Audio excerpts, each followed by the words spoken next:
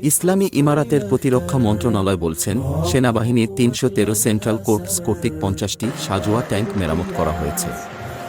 মন্ত্রণালয় জানিয়েছে, এসব ট্যাঙ্ক বেশ কয়েক বছর ধরে অকেজো হয়ে পড়েছিল।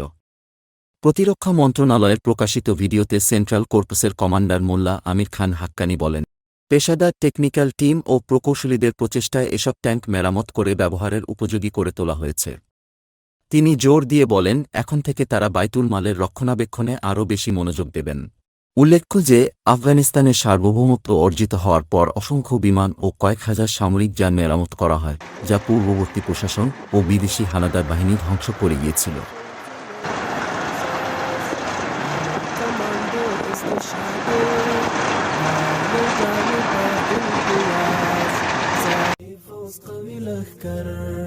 رعب أو قوة لرئاسر تلباقة لهر غلم دا توري ننقو جنگ دگر دا توري ننقو جنگ دگر دا قوي فوز قوي لخكر رعب أو قوة لرئاسر تلباقة لهر غلم دا توري ننقو جنگ دگر